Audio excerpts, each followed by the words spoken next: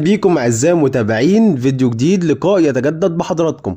النهارده هنعمل سبوت اكتر على جراديشار لعب مع الاهلي وتألق مع الاهلي واثبت نفسه الحقيقه مع الاهلي، ولكن احنا في سلسله كلامنا عن اللاعبين، خاصه الصفقات الجديده للانديه المصريه وخاصه الاهلي والزمالك الانديه الكبيره. طبعا بنلقي الضوء على اللعيب ده عمل ايه قبل ما يجي الاهلي وليه بيتألق مع الاهلي مثلا، وزي ما اتكلمنا على اشرف بن شرقي وزي ما اتكلمنا عن احمد رضا، النهارده هنتكلم عن جراديشار.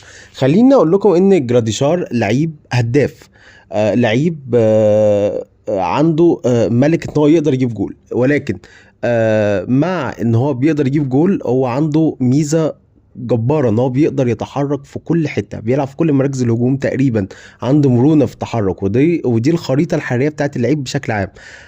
دي خريطة الحرية ليه مع الأهلي بشكل عام، وهي دي خريطة الحرية مع كل الفرق اللي بيلعب فيها. هو لعيب بيجيد إن هو بيلعب في كل المراكز بتاعة خط الهجوم. هو طبعا فيرود رقم 9، لكن إن هو يلعب متأخر، يلعب يمين، يلعب شمال، وده اللي كولر استغله فيه بشكل كبير جدا. عادة اللعيب اللي هو بيخرج كتير من الصندوق او بيروح يمين او بيروح شمال او ما بيكونش معدلات تهديفيه عاليه، ولكن خلينا نشوف مع جراديشار ما هو مع الاهلي لعب 4 ماتشات مثلا، جاب لعب 4 ماتشات، سجل 3 اهداف وصنع هدفين، يعني في 280 دقيقه، وتسبب كمان في ركله جزاء في مباراه بيراميدز. فمساهمات تهديفيه عاليه جدا، مساهم في 5 اهداف في 4 ماتشات، غير ركله الجزاء. طيب هل ده طبيعي؟ طبيعي بالنسبه لعيب. ليه؟ جراديشار كان عنده تجربة مع فريق بيرزايكس السلوفيني. طبعا الفريق دوت لعب معاه 15 ماتش، سجل 7 أهداف برضه، يعني أكنه بيجيب جول كل ماتش، سجل 7 أهداف. وطبعا في مرحلة سنية كان عنده حوالي 19 سنة، في مرحلة سنية صغير جدا. عنده توهج كبير مع فريق روجاسكا السلوفيني، لعب معاهم 57 ماتش، سجل 24 هدف وصنع 4، يعني صنع 28 ماتش تقريبا في 57 مباراة. صنع ساهم في 28 هدف، سجل 24 صنع 4 في 57 مباراة، يعني تقريبا برضو ماتش وماتش بيجيب او بيساهم يعني بهدف او اسيست. فبالتالي برضو ده رقم كويس، علما ان سنه صغير، يعني هو بلا خبرات وخبرات بتفرق طبعا جدا يعني. فواضح ان هو ارقامه التهديفيه عاليه.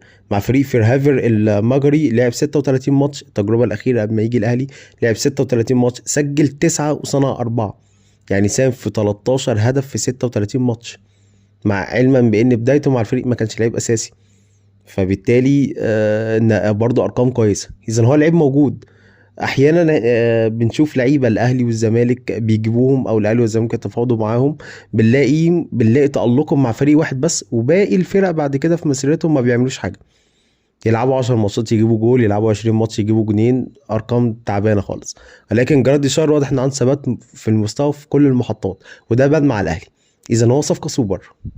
اللي خلينا نقول ان هو صفقه سوبر هو ارقامه اللي بتاكد ان هو ما بيفشلش في اي محطه. طبعا كان ليه تجربه، يعني كان لسه صغير خالص مع فريق اسمه برافو، لعب ماتش واحد بس، يعني لعب 60 دقيقه في ماتش واحد بس، لكن ده شيء طبيعي جدا يعني.